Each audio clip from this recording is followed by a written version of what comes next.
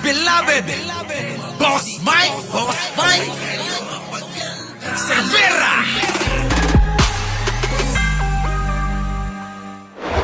Boying Rimulya. Oo, galit na.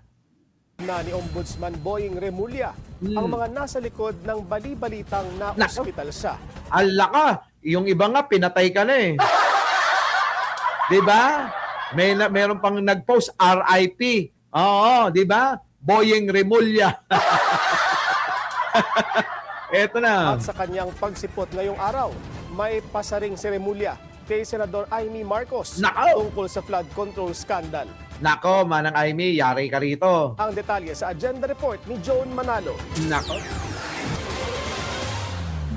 Nakita ko na naman tong si Butimesa. Oh. Bukod kina Senators Jinggoy Estrada at Joel Villanueva at former Senator Bong Revilla, isang incumbent senator at isang dating senador ang tinitignan na ring sumalang sa preliminary investigation. Ayon kay Ombudsman Jesus Crispin Remulla. Pero ayaw na munang magbanggit ni Remulla ng mga pangalan. Ayaw pa palang magbanggit ng pangalan. Inuunahan na ni Manang Amy nyo. Kasi it's misinterpreted and some people want to push the issue more and try to put a date. I will not do that. Tapos na tayo ron. We've learned our lesson from that. We cannot give any dates or any commitments about anything. But just that you see us here every day working to make sure that justice is obtained by the Filipino people. Correct. Kaugnay nito, Kita nyo mga kababayan ko, si Boying Rimulya nakakatayo pa. At matalas pa rin ang isip, mga kababayan.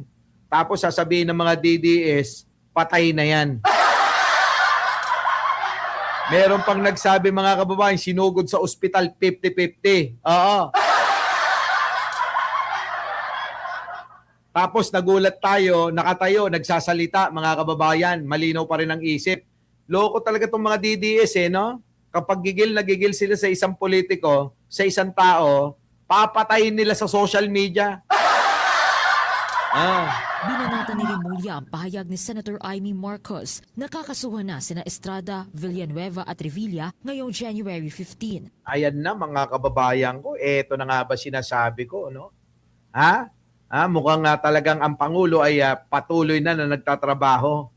Bahala kayo dyan. Basta kami magtatrabaho, pananagutin namin ang mga may sala. Eto, Jinggoy Estrada, Villanueva, Ramon Rebella, Binay, Chis Escudero, Saldico, at ang pinsan niya, si Martin Romualdez. Di ba? Taloy. Buti siya, alam niya ako, hindi ko alam. So there's no truth to that, sir? Ewan ko na saan gagaling. Hindi nga niya alam kung saan nanggagaling. Pero si Boying wala nga pinapangalanan. Ewan ko, baka nag-isip na naman. O baka naman nag-alamang kukulam na eng si Amy Marcos. Diba? Baka naman nag-alaeng-eng na naman at kiniwal-kiwal na naman yung kanyang kawa. Sabi ni Manang Amy, oy Amy, manang-mana ka sa pinsan mo. Ang gano'n Amy, ilabas mo. Waga, nanginginig pa yung baba nun, Ilabas mo ang mga makukulong ngayong taon na ito. Diba? Pansinin nyo, sino maalala nyo pag gumaganon? Diba? Di yung pinsan niya, sino? Kayong dalawa na nga lang ang magkamukha ni Martin, nag-aaway pa kayong dalawa. Tapos, dinadamay nyo pa si Manong Bongbong namin. Ano pa kayo? Diba? Nasa treatment ako. Sige, good luck. Enjoy mo yung combination treatment ng filler, botox, tsaka formalin. Matatanda ang ilang senador at dating senador na rin ang nakasala ngayon sa fact-finding investigation ng Ombudsman kaugnay ng flood control scandal. Sa usapin naman ang sinasabing Cabral Files, salyado pa raw ito at hindi pa rin nabubuksan ng Ombudsman. Pero alam na daw nila nila Libiste, Yang Cabral Files na yan. Pero hindi naman mailabas-labas ni Libiste. Ewan ko, puro chismis lang. Oo, namimili lang ng ilalabas. Daman silang buksan ito, delikado raw na pinag-uusapan at isinasa publiko ang laman o impormasyon mula sa mga dokumentong kasing sensitibo nito. Nako! Kung sasabihin na nanggaling sa isang tao na namatay na Ah. yung dokumento, paano mo patutunayan yun? Ang pwede magpatunay niya yung tao na namatay. Oo nga. Diba? Alam ka naman, makipagtalo ako sa isang bagay na alam natin nanggaling sa isang taong namatay na inamin naman ang nagsasabi. Anong pag-uusapan doon? Wala namang pag-uusapan. Wala nang pag-uusapan doon.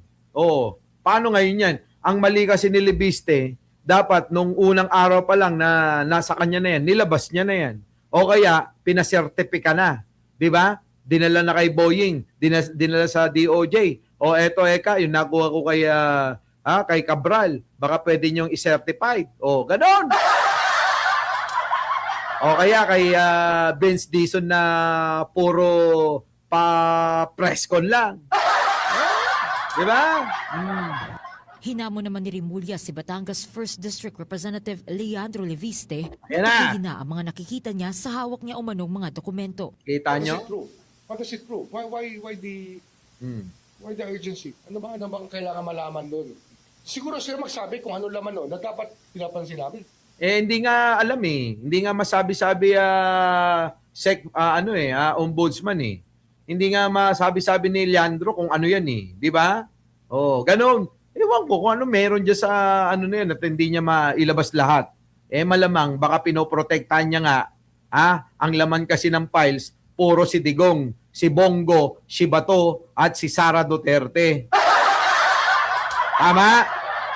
Hindi kaya ganon. Ako nagdududa na talaga eh. Kasi kung walang madadamay na kapartido yan si Libiste, matagal nang nilabas yan. Kaya ang nangyayari, alam nyo, china-chani lang. O eto, ilalabas ko.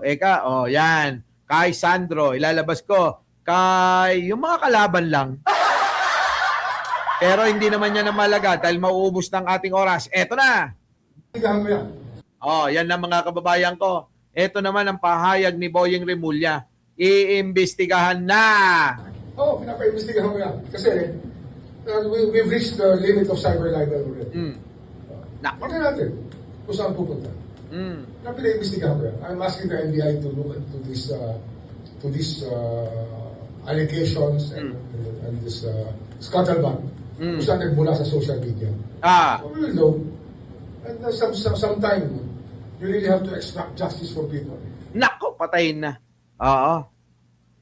Kailangan nyo daw managot sa ginagawa nyo sa mga tao, lalong-lalo na sa kanya. Biruin nyo naman, mga siraulo pala kayo eh. Palabasin nyo bang na-hospital to ng 50-50? Porke ba nakaligtas sa cancer at saka leukemia, itong si Boying Remulla, abay pinakalat nyo na isinugod sa ospital, 50-50, kinabukasan, RIP. Mga loko-loko talaga itong mga DDS na to no? Mga kababayan ko, paano kayo ngayon? Yari kayo dyan. Di ba? Yari kayo dyan. Hindi ko talaga pwedeng pabayaan na lang. Nako, narinig nyo? Hindi po pwede na pabayaan na lang daw. Nako! Yari talaga mga kababayan ko. Yari talaga. Pattern to, parang dry run to, for things to come later on. Kung ginagawa nila ito ngayon, gagawin pa nila lalo yan. Gagawin at gagawin nila. Ulit-ulit yan. Di ba? Ginawa nila yan kay Pangulong Bongbong Marcos. Sabi daw, pinukpok yung ulo. Tapos, meron pa. Nagkasakit daw, natumba raw, nawalan daw ng malay. Tapos, sinugod ng ambulansyang helicopter sa ospital. May mga ganun yung mga style ng mga DDS na talaga na to.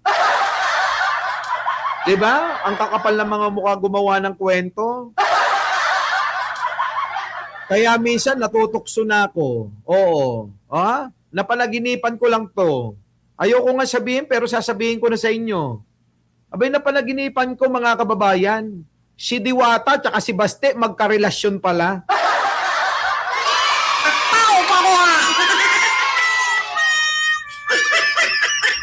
Grabe, no? Grabe yung panaginip na yon. Napanaginip ito. Napanaginipan ko si Basti tsaka si Diwata. Oo, nagbebengbangan silang dalawa. Grabe. Grabe bangungot, mga kababayan. Biruin ninyo, mga kababayan ko, na panaginipan ko, si Basti at saka si Diwata nagbebengbangan. Tapos mga kababayan, biglang dumating si Kitty, sabi, "Can I join?" Naka, putik na yan. Grabe. Ang tindi, mga kababayan. Panaginip ko lang yun, ha. Baka naman mamaya sabi, hindi ako katulad nyo, mga DDS kayo. Kasumpa-sumpa. Oo, biruin nyo sa panaginip ko, pinagtutulungan nyo si Diwata. Sino, Boss Mike, ang nagtutulong-tulong? Eh di si Kitty tsaka si Baste. Hindi, wala kayo. Wala kayong awa sa panaginip ko kay Diwata. At least sinasabi natin panaginip, di ba? Hindi totoo. Ay, grabe na talaga. Ewan ko. Lagot kayo. Kayong mga nagpapakalat dyan, ha? Mga lintigan kayo. Baka naman ipakalat nyo, sinabi ko. Hindi ako fake news. Pag panaginip, panaginip lang. Tama ba, Suset Tabor? Ano? Tama ba, Catherine Galpo? Panaginip, panaginip lang. Pero sa panaginip ko, talagang malaswa. Oo. Pinagtulungan ni Kitty Duterte at ni Baste si Diwata. Ewan. Our beloved Boss Mike, Boss Mike.